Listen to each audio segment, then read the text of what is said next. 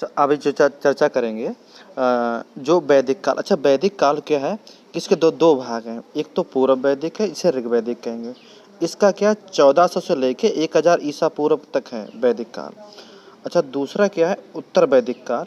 इसमें है क्या, इसमें आप देख लीजिए भाई ये 1000 था, 1000 से फिर कम है, 1000 से लेकर 600 ईसा पूर्व तक मिलता है उत्तर वैदिक काल। अच्छा, उत्तर वैदिक काल में जो इम्पॉर्टेंट है, इससे क्वेश्चन बनता है लोहे के साक्ष्य मिले, अर्थात लोहे खोज हुई है, वो उत्तर वैदिक काल हुई। अच्छा, वैदिक काल क्या कहेंगे, वैदिक सभ्यता है, आर्य सभ्यता। जो वैदिक सभ्यता थी वो जो है आर्य सभ्यता कह सकते हैं या फिर वैदिक सभ्यता कह सकते हैं। ठीक। अच्छा, अब इसमें देखते हैं वैदिक शब्द वेद से बना है। वैदिक शब्द किससे बना, वेद से बना है। वेद का अर्थ होता है ज्ञान। ठीक, वेद क्या अर्थ होता है, ज्ञान। ठीक। अच्छा, आर्य शब्द सूचक जिसका अर्थ है श्रेष्ठ या कुलीन। आर्य शब्द भाषा का सूचक है जिसका अर्थ क्या है, आर्य का मतलब क्या होता है, श्रेष्ठ या कुलीन, मतलब या उच्च कुल का। कुलीन का मतलब ये तो होता है जिसका कुल उच्च हो। ठीक। अच्छा, क्लासिकीय संस्कृति में आर्य शब्द का अर्थ है एक उत्तम व्यक्ति। ये तीनों क्वेश्चन आए हैं। वैदिक शब्द वेद से बना, वेद का अर्थ होता है ज्ञान। आर्य शब्द भाषा सूचक है जिसका अर्थ है श्रेष्ठ या कुलीन। क्लासिक संस्कृति में आर्य शब्द का अर्थ है एक उत्तम व्यक्ति। अच्छा, इसमें देखें कि आर्यों का मूल स्थान, कि आर्य कहाँ के रहने वाले थे, ये है। अब किस विद्वान ने इसे कहाँ माना है, सबने एक अनुमान लगाया है। तो मध्य एशिया के मैक्स वूलर। ये क्वेश्चन कॉमन है कि पूछा कि भाई मध्य एशिया में किसने आर्यों का स्थान माना। मध्य एशिया में कजाकिस्तान, तुर्कमेनिस्तान, किर्गिस्तान, वही वाला, तो तान वाले प्रदेश ऊपर अफगानिस्तान से ऊपर हैं, वो वाले प्रदेश हैं। तो मध्य एशिया किसने माना, मैक्स मूलर ने। उत्तरी ध्रुव मतलब जो रूस के ऊपर का इलाका है, रूस की तरफ जो इलाका है, उसने माना। बाल गंगाधर तिलक ने माना कि उत्तरी ध्रुव थे। तिब्बत किसने माना, दयानंद सरस्वती ने तिब्बत का माना कि पड़ोस के रहने वाले थे तिब्बत के। सप्त सैंधव प्रदेश, ये किसने माना कि सप्त सैंधव प्रदेश थे, तो अविनाश चंद्र दास ने माना कि ये जो है सप्त सैंधव प्रदेश थे। अच्छा, कश्मीर अथा हिमालय क्षेत्र, कश्मीर हिमालय क्षेत्र भारत के थे, तो LD कल ने माना था। अच्छा, ब्रह्मदेश, ये ब्रह्मदेश थे, तो ब्रह्मदेश के तो गंगा नाथ ने माना है। तो ये इंपॉर्टेंट, देखो सप्त सैंधव प्रदेश, अविनाश चंद्र दास, कश्मीर अथवा हिमालय क्षेत्र LD कल। ठीक, और ब्रह्मदेश गंगानाथ, इन्हें माना है। ठीक। अच्छा, इनमें सबसे जो इम्पॉर्टेंट है जो बाल गंगाधर तिलक ने माना है, दयानंद सरस्वती माना है, और मैक्स मूलर माना। ये तीनों, मैक्स मूलर ने कहा था मध्य एशिया कहा था, दयानंद सरस्वती ने कहाँ बोला था कि दयानंद सरस्वती बोले थे कि ये तिब्बत के रहने वाले थे। तिलक जी ने क्या बताया था, तिलक ने बताया था उत्तरी ध्रुव के रहने वाले हैं, ये है। अच्छा, ऋग्वेद में सिंधु नदी का सर्वाधिक बार उल्लेख हुआ है। पूछा जाएगा कि ऋग्वेद में किस नदी का सर्वाधिक उल्लेख हुआ है, तो उस नदी का नाम है सिंधु। उसके आर्थिक महत्व के कारण किसे क्या कहेंगे, हिरण्यनी कहा जाता है, आर्थिक महत्व के कारण। इसके गिरने के क्या जगह, अरब सागर में थी, अरब सागर को उस समय कहते थे पाराबत। ठीक। आर्यों की सबसे पवित्र नदी कौन सी है, सरस्वती है, जिसे क्या कहेंगे, माते तमा, देवी तमा एवं नंदी तमा कहेंगे। यमुना गंगा भी मिलता है, लेकिन क्या है सबसे ज़्यादा और सबसे इम्पॉर्टेंट ये वाली। ठीक। तो ऋग्वेद में गंगा नदी क्या है, एक बार ऐसे कुछ है वो देख लेंगे, लेकिन सबसे पहले एक बार देखें सिंधु नदी सर्वाधिक बार। और क्या पवित्र नदी कौन सी थी उनकी, सरस्वती। पूछा जाता है उनकी पवित्र नदी कौन सी है, सरस्वती। क्या कहते थे, माते तमा, देवी तमा, नदी तमा। नदी तमा मतलब नदियों में प्रमुख कहा जाता था। ठीक। अच्छा, और सर्वाधिक बार किस नदी का है, वो सिंधु नदी का है। गंगा यमुना का इतना महत्व नहीं है, ना ही हम उसे याद करेंगे समझेंगे, बस दो ही नदी, सिंधु नदी और सरस्वती नदी, बस। फिर आगे देखेंगे कि जो ऋग्वेदिक कालीन नदियाँ और वर्तमान नदियाँ, जैसे देखो साफ साफ मैप में दिखाई दे रहा है कि झेलम, झेलम नदी को क्या कहते थे उस समय, क्या ऋग्वेद में क्या कहते थे, विस्तस्ता। किस नदी को विस्तस्ता कहते हैं, झेलम। चिनाब क्या कहेंगे, आ स्किनी, देखो चिनाब नदी है या स्किनी कहेंगे। रावी को पारुषणी, रावी क्या पारुषणी क्या, उसके बाद में ब्यास को विपाशा, सतलज को सुत्रतु, सुत्रुद्री ऐसे करके।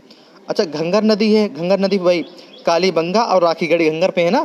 तो घंगर क्या कहते थे उस समय, आप वर्तमान में घंगर कहते हैं, उस समय क्या कहते हैं, दुष्दती, दुष्दती। ठीक।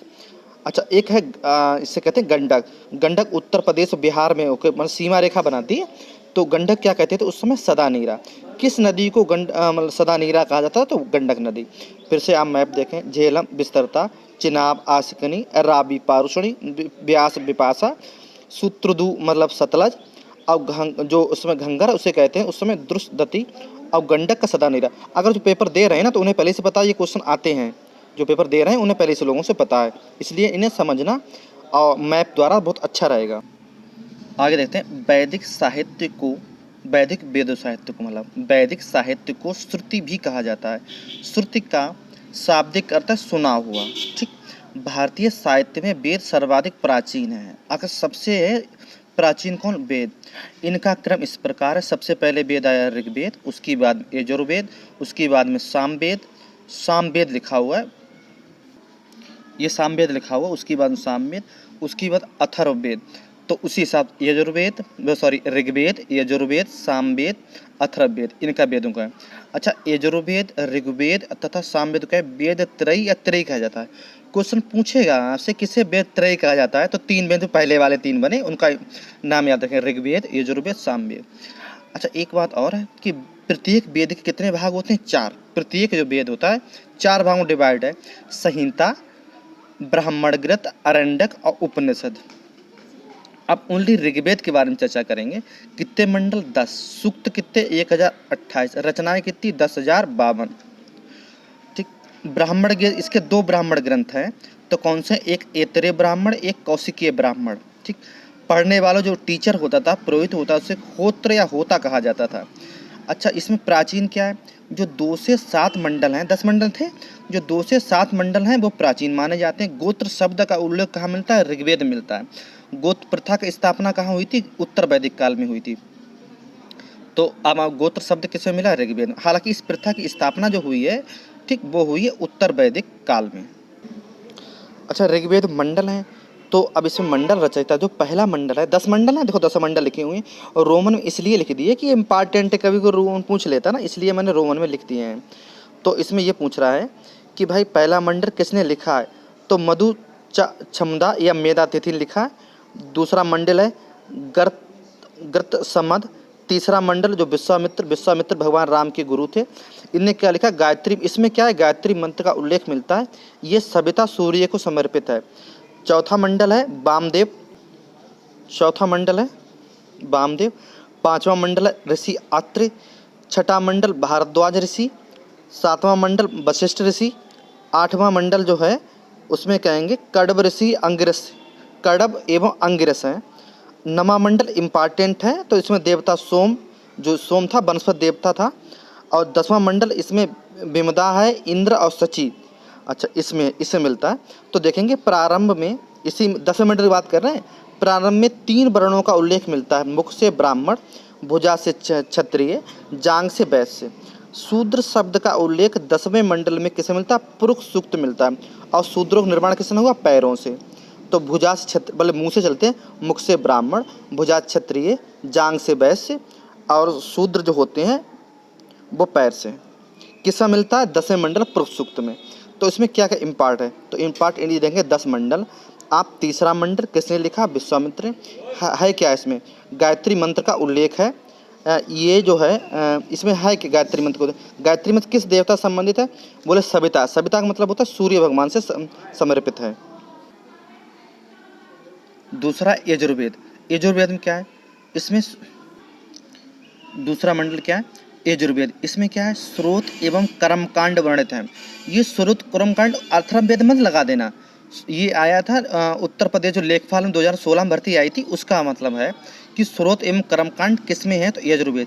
ये ऐसा वेद है जो गद एवं पद दोनों में है। संपन्न कराने वाले जो पुरोहित होता है अध्वर्यु कहा जाता है। ठीक, इसका अंतिम भाग है ईशोपनिषद, अंतिम भाग। शतपथ ब्राह्मण, मोस्ट इम्पॉर्टेंट ये लाइन। इसका कौन सा ब्राह्मण ग्रंथ है? शतपथ ब्राह्मण। इसमें है क्या? इसमें पुनर्जन्म का सिद्धांत पूछा जाता है। किस वेद में पुनर्जन्म सिद्धांत है? जल प्लावन की कथा है। पुरुरवा जो उर्वशी वाला जो आख्यान हुआ था वो है, पुरवा एक ऋषि थे, और उर्वशी के बारे में चर्चा मिलती है और पुरुष मेद का वर्णन मिलता है। अच्छा, इस यजुर्वेद की 2 शाखाएं हैं, कौन कौन सी 2 शाखाएं हैं? एक कृष्ण यजुर्वेद है जो गद पद दोनों में है, और शुक्ल यजुर्वेद है केवल गद में है। ये है, इसे भैया बड़ा ध्यान समझेंगे। पहले स्रोत एवं कर्मकांड इसमें है, गद पद दोनों हैं। संपन्न कराने वाले ऋषि क्या? अध्वर्यु कहेंगे, अध्वर्यु का। अंतिम भाग क्या है? ईशोपनिषद है। सत्व ब्राह्मण क्या है? इसका सतपथ इसका ग्रंथ जो है सतपथ ब्राह्मण। इसे कौन सा ब्राह्मण? सतपथ ब्राह्मण। इसमें क्या मिलता है? इसमें पुनर्जन्म का सिद्धांत, जल प्लावन कथा, पुररवा उर्सवी आख्यान है और पुरुष मेद का वर्णन मिलता है। 2 शाखाएं, एक तो कृष्ण वाले में गदपद दोनों में और शुक्ल में केवल गद में है। आगे देखें सामवेद, इसे भारतीय संगीत का जनक, सामवेद क्या कहेंगे? भारतीय संगीत का जनक सामवेद। इसे पढ़ने वाला जो पुरोहित होता है उद्गाता कहा जाता है। प्रमुख रचनाएं क्या है? शाखाएं हैं इनकी, जैमिनीय, रामायणीय और कौथिमीय। देखो फिर सुनो, जैमिनीय, राणायनीय और कौथिमीय। इसका जो ब्राह्मण ग्रंथ, जितने ब्राह्मण हैं 25। कौन सा ब्राह्मण ग्रंथ? 25। अथर्ववेद में क्या है? सबसे लास्ट वाला वेद है। इसमें क्या है? इसमें है सभा एवं सीमित प्रजापति की 2 पुत्रियां कहा गया। पढ़ने वाला जो पुरोहित होता है ब्रह्मा। 2 शाखाएं, पिप्पलाद एवं सौनक। ब्राह्मण गीत गोपथ, जो ब्राह्मण गीत से गोपथ। अच्छा, इसमें क्या है? जादू टोना इसमें मिलता है, जादू टोना। ठीक है, देखो फिर कह रहे हैं अथर्ववेद के मिलता है जादू टोना। सभा एवं सीमित की प्रजापति की 2 पुत्रियां हैं। पढ़ने वाले ऋषि ब्रह्मा हैं और 2 शाखाएं हैं, पिप्पलाद एवं सौनक। ब्राह्मण ग्रंथ गोपथ। देखो जितने ब्राह्मण ग्रंथ हैं सबके ये इंपॉर्टेंट हम फिर बता रहे हैं। ब्राह्मण ग्रंथ है गोपथ। अच्छा, सतपथ, ये सतपथ ब्राह्मण किसका कहेंगे? सतपथ ब्राह्मण जो ब्राह्मण है यजुर्वेद का सतपथ ब्राह्मण। 25 ब्राह्मण तो कह दें ये सामवेद का, और ऐतरेय और कौशिकीय ये है ऋग्वेद के। ये ब्राह्मण जो ग्रंथ है ये सबसे मोस्ट इम्पॉर्टेंट है। इन्हें देखिए, इसका जो दूसरा भाग है कल दे देंगे, ठीक है।